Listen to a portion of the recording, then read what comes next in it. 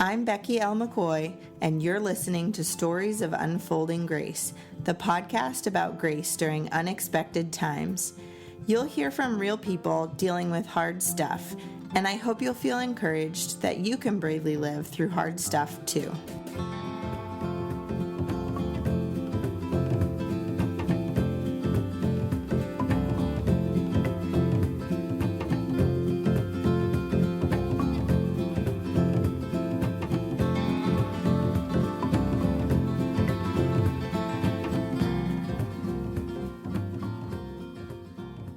Friend Marissa Henley's story of unfolding grace.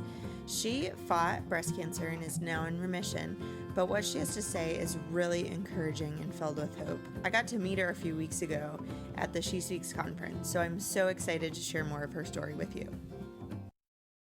I'm here today with Marissa Henley of marissahenley.com. And Marissa, why don't you share a little bit about the difficult season that we're going to talk about today? Sure. So it was about 5.5 years ago. I was a young mom of 3 little kids when I found a lump in my breast and went through the process of going to my doctor and having a mammogram and an ultrasound. And they ultimately ended up doing a biopsy. And then the day before my 34th birthday, I got the phone call from the radiologist who'd done the biopsy. And he said, "I'm sorry, Marissa, this is a tumor." And I was expecting to hear that it was breast cancer or it wasn't breast cancer. Mm-hmm. But he actually went on to tell me that it was a rare cancer called angiosarcoma.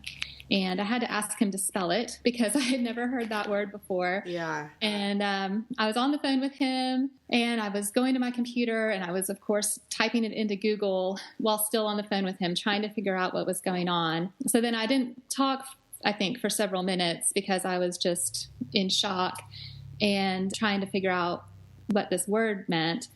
And he asked if I was okay. And I said, "Well, I'm just not sure if you're telling me I've got 1 year or 5 years or what." And he said, "Well, we just don't know." Mm-hmm. And so that was the start.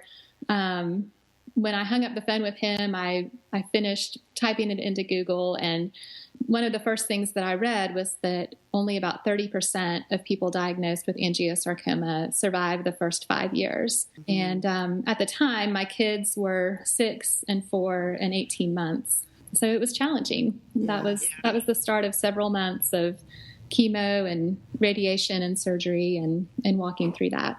So how did you react emotionally to that really difficult diagnosis? Well, initially I was just shocked. And, of course, I was scared. I remember doing the math in my head. My baby girl was 18 months old, and I was thinking, okay, if I survive 5 years, she would be in first grade. And I just started begging God to let me walk her into first grade someday. And then I started calling friends, and I was on the phone. Those first several hours were mostly just spent on the phone with people. Yeah, definitely. But I remember at one point standing in my bathroom talking on the phone with a friend, and I felt like I was just about to completely fall apart. And I just kept repeating to myself, "God is good. God is good. God is good." And I'm thankful that God had given me a confidence in his character and in who he is before that difficult phone call, because that was really what I had to cling to in that moment. What did you struggle with most during that treatment season? What was the hardest part about that, and how did you decide to handle it emotionally, mentally? Well, the hardest part was that because the cancer that I had was so rare, a couple weeks after the diagnosis, we traveled from our hometown, which is in Arkansas, to Houston, Texas, to MD Anderson Cancer Center to see someone who specializes in angiosarcoma. And so the game plan was that I would have chemo at home in Fayetteville, Arkansas, and then I would travel to Houston every 6 weeks for checkups. And so after 2 rounds of chemo, we went down for the first checkup, and the tumor was shrinking, so that was great news. Yeah. But my platelets were really, really struggling, and they were so low that I was at risk to just start spontaneously internally bleeding. Mm. And if they kept on being that low, I wasn't going to be able to continue on the chemo that I needed. And so I ended up going on a clinical trial at MD Anderson where I would receive injections for my platelets prior to chemo and then immediately following the chemo treatment. And basically it meant that for several months, I had to be in Houston for about 2 weeks. And then I would come home for about a week, back to Houston for 2 weeks, and so on. Wow. And so that was really, it was more challenging than the actual cancer diagnosis. The day that we found out that I was going to need to start doing that, the logistics seemed overwhelming with 3 small children. Mm-hmm. I would need someone to stay with me in Houston for several days while I received the chemo. So we needed help at home and we needed help in Houston. I needed a place to stay in Houston. I needed money for plane tickets back and forth every couple of weeks. And really, the hardest part about it emotionally was that I didn't know how much time I had left. Yeah. I didn't know if I was going to survive this, if it was going to come back quickly. And I was afraid that I was spending a good bit of my last few months with my kids in Houston, right, being away from them and putting them through all those goodbyes over and over again. I'm here, I'm gone, I'm here, I'm gone. Yep. And that was really difficult. Yeah, it puts so much stress on your family. You just want to be able to get better, but you can't compartmentalize getting better with your family. Right, because they were all going through it. You know, the cancer was happening to me, but it was also happening to my husband and to my kids and my parents and my friends, and mm-hmm. and everybody was experiencing that with me. And it was hard to not be with them physically and being able to cope with it together. Yeah. But having to be off in Houston, some of the time by myself and some of the time with whoever was coming to help me for that round of chemo, that it was challenging, but it was amazing how the Lord provided for each one of those logistical needs and emotional needs and financial needs. It was just incredible. Yeah. So I'm using this definition of grace that just kind of a super basic when good things happen during really difficult times. So talk more about those good things that happened. Yeah, I could spend hours sharing stories of what God did during that time. One of my favorite stories is from actually before I even started treatment. My husband had been told that we really should go for a consultation at MD Anderson. And I was so overwhelmed. And I told my husband, I said, I can't even make it to a haircut appointment across town. I can't have a doctor in Houston. That's crazy. I'm too busy, and I said, maybe if we had a private plane, then I could go to doctor appointments in Houston, but this is just not happening. And about 2 hours later, someone called and offered us the use of their private plane. Oh my word. Special appointments in Houston. I said, okay, Lord, clearly you've got this. Wow. You know what we need. And so we went down there, and I'm convinced that doctor at MD Anderson is one of the things that the Lord used to save my life and to bring me through that cancer, because I'm not sure that I would have survived if it hadn't been for his recommendations and the treatment that he gave me. And so I just really was amazed at how the Lord opened those doors. So you said it's 5.5 years since diagnosis now. So you're past that window.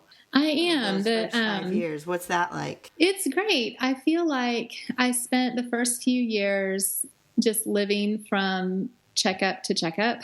Mm-hmm. And when I would go for checkups every 3 months, it was really hard to ever think beyond that date on my calendar when I was having that checkup, because I just never knew what would happen when I would go for those. And I had to cope with a lot of fear about if it came back, and just knowing that things could change at any moment if I developed a weird symptom or if something showed up on a scan. And then as those checkups have started to get more spaced out, it definitely helps a lot, but I still think about it. And I think in the beginning, I almost would feel like if I was a better Christian or if I trusted God more, then I wouldn't be so afraid. And I've learned over the years that I am afraid and I am weak in that, but that the Lord is strong and that I can depend on him and I can cry out to him when I'm feeling afraid. And his peace will comfort me, and I can I can learn to trust him more deeply with my future. Yeah, because it is terrifying. Like, yeah, you can't not be afraid of it. It's terrifying. Right. I would try so hard to talk myself out of it, sitting in the waiting room, waiting to get my results. Like, okay, I can do this. I'm not scared. Yeah. And then you go get your vital signs taken and your pulse is through the roof. Yeah. You're like, oh, no, I am scared. Yeah. Yeah. I remember talking with Keith. So my husband had cancer twice. Yeah. And the second time, near the end of his life, I remember talking with him about death and dying and being sick. And he said, death is not scary. I know where I'm going. I have confidence in that. But the dying part, it's terrifying. Like, you're kidding yourself if you are faced with something serious like that and aren't afraid. Right. And I think it's hard too to think about for the family that's left behind. And I felt the same way, that I wasn't afraid to die, but I just struggled with that being my kids' story, wanting that story for them and gradually learning to trust God, whatever his plans are. And rather than having confidence in my ability to take care of my kids, to trust the Lord's ability to take care of my children. How much of it did you share with your kids since they were so young? We didn't share a lot. We'd had a family member who had gone through breast cancer the year before. And so my boys, who are my two older children, had watched her go through chemo and lose her hair. And then she recovered and is doing great even still today. And so they really only had a positive experience with cancer, which was really helpful. And so we talked to them about the cancer. We explained what it was and the chemotherapy and all of that, but we didn't go into anything about the prognosis. We were just really positive with them. And even now they don't remember a lot of it. They remember me losing my hair. Right. Of course. They remember that. The boys do, but they don't remember me leaving and being in Houston. And we ended up hiring a full-time nanny when that happened. And she was wonderful with them. And they remember her because she's continued to be a part of our life, but they don't remember that she took care of them full-time because I was gone. So I've just been amazed at how the Lord protected their little minds from some of the really hard things that were going on in our family during that time.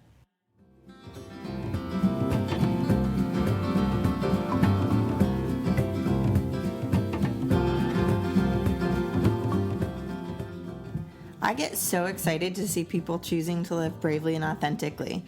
Each week on Tuesdays and Fridays, I host a Facebook Live event to share more stories of people living bravely, and I want to hear your story too. Join us at facebook.com/Becky L. McCoy.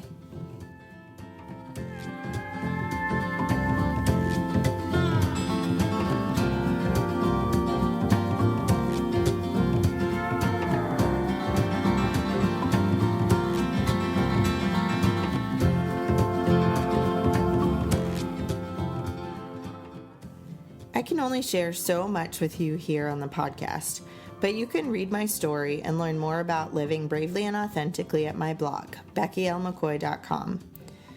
Stop by and sign up to receive my monthly newsletter. It includes book recommendations and blog posts and podcast episodes you may have missed. Check the show notes for details.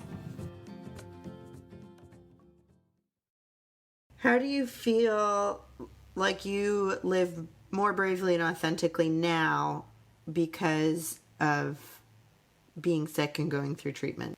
Well, I think that I have learned how weak I am and how much I need to depend on the Lord more fully. That I think before cancer, I felt like I could do a pretty good job of running my life and planning my life and how things were going to go. Mm-hmm. So then after cancer, I had to face the truth that I'm not in control of my life and I don't know my future, but that I can trust the one who does and depend on him and run to him with my fears and my sadness and my feelings of this is not how my life was supposed to be. Mm-hmm. And to trust his plans more fully. And so I think that living bravely for me is more living out of the courage that he's given me and living by faith in his strength and his provision for me and his faithfulness to me and to my family. So you talked a lot about learning to trust God. Is that something that comes easily now? Or is that something that is still hard, but you just understand it differently? Well, it's funny. I've noticed that it's easier for me to trust the Lord in the big things, but the small things that I think I can control, I still want to grab back all the time. Yeah. Like, okay, kids, I need you to not be sick this weekend. So everybody pass around the Purell, right? Because I'm going to manage this situation. But I do find that in the big things, I think it is easier to trust him. And I think part of that is just seeing his faithfulness at work in my life and seeing how all the things that I had learned about his character, his goodness, his power, his provision, that when things get really hard, those things about the Lord turn out to still be true. And knowing the truth of his character helps me to trust him with those things that I can't fix and I can't manage and I know that I can't control. If someone wanted to learn how to trust God or to trust God more, what would you recommend they do? I think studying his word and what the Bible tells us about God's character and about his promises. I feel like there were a few Bible studies that I had been a part of prior to my diagnosis that the Lord really used to prepare me for that trial.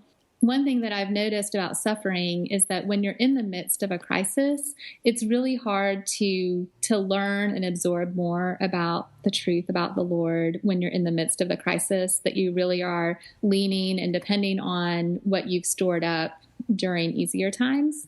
It's almost like stocking your pantry before a natural disaster hits that. Yeah. Like you've got to have that stocked pantry because if a hurricane comes, you're not going to the grocery store in the midst of the hurricane.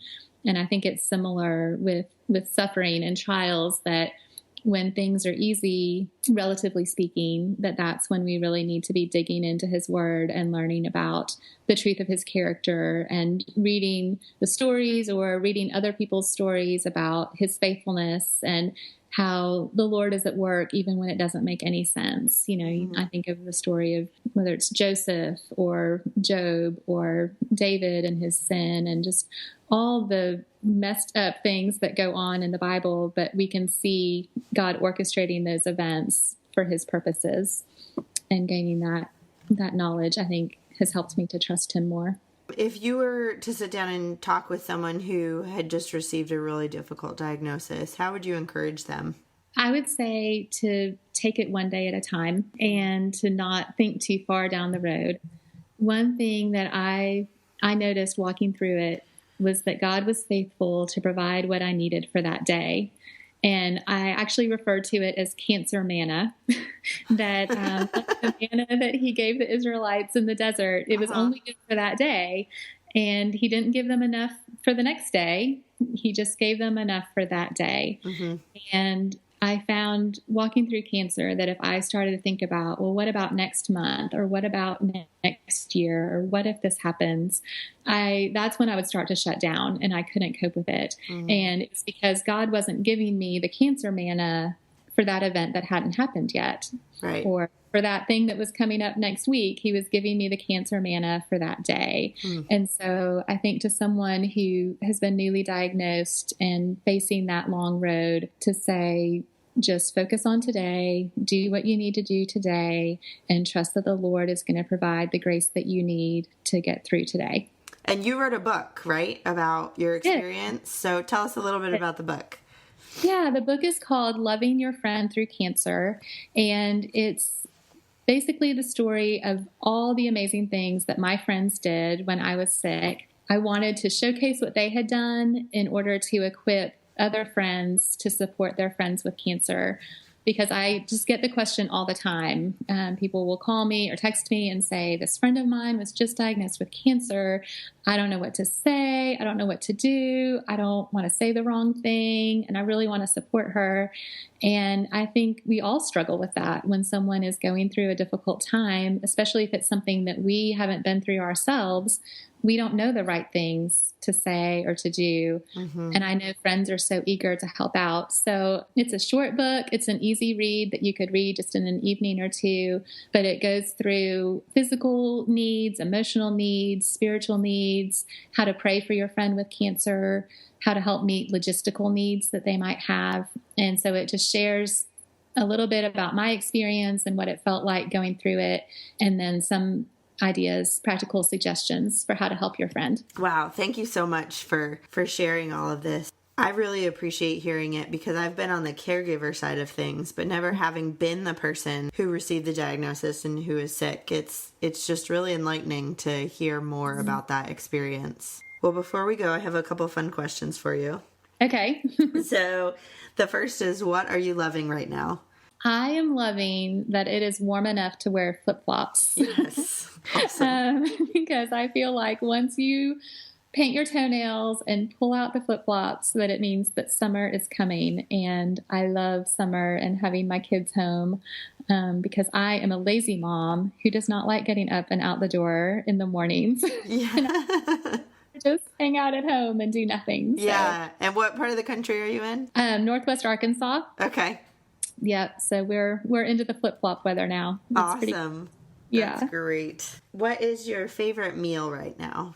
Well, I hate to cook, and I am not a very good cook, but I recently found a teriyaki salmon recipe on Pinterest, and it's super easy, but it looks and tastes really fancy. And I feel like it's healthy because it's salmon, and salmon is healthy, right? So that is my go-to favorite meal right now. Oh, that's awesome. Will you send me the recipe? I will, yeah. Awesome. I'll put it in the show notes so you can all enjoy the teriyaki salmon too. What are you doing to take care of yourself? Well, lately I have started a habit of trying to take a few minutes each day and sit down at the piano and play through a couple of hymns. I played the piano as a child, and my kids take lessons, but it's one of those things that I don't usually make time for. But I've found that it's been really relaxing and refreshing for me to take some time and sit down and play. So I'm trying to do that every day.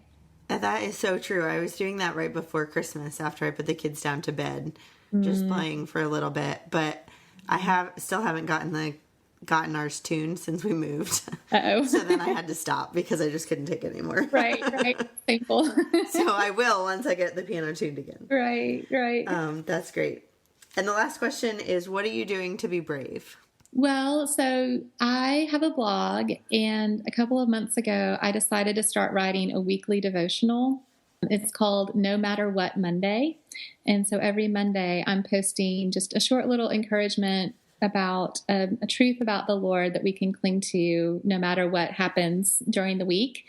And I decided to do it, and I said online publicly, I'm going to do this every Monday. And then I went, what have I done? This is crazy. I'm going to write something every week and put it on the internet. And it's taken a lot of courage for me to follow through with it, because sometimes I think I might be making a fool of myself. And sometimes I think I might run out of things to say after a few more Mondays of this. But it's been really good. I've been enjoying it, and it's been kind of forcing me out of my comfort zone a little bit. Mm-hmm. I hope you enjoyed my conversation with Marissa, and I've got exciting news for you. If you head over to my Instagram or Facebook, both are at Becky L. McCoy, I'm giving away 2 copies of Marissa's book, Loving Your Friend Through Cancer. I'm really excited to be able to share this great resource with you. I know Marissa poured out her heart, just used her experience and her desire for people to come together and develop really wonderful friendships, even through the midst of hardship. So if you're interested in winning a copy of Marissa's book, Loving Your Friend Through Cancer, follow me on Instagram at Becky L. McCoy, or on Facebook, facebook.com/Becky L. McCoy. I look forward to sharing this wonderful book with you.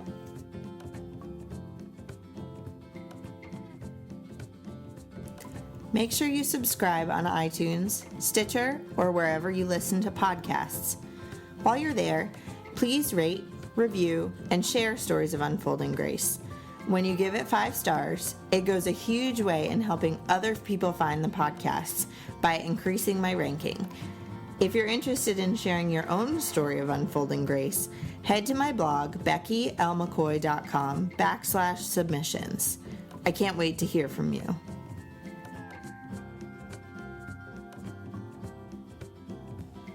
Next week on Stories of Unfolding Grace, I'll be talking with my friend Christina Herr. She lost her dad when she was really little, and her mom struggled with some pretty serious mental health issues.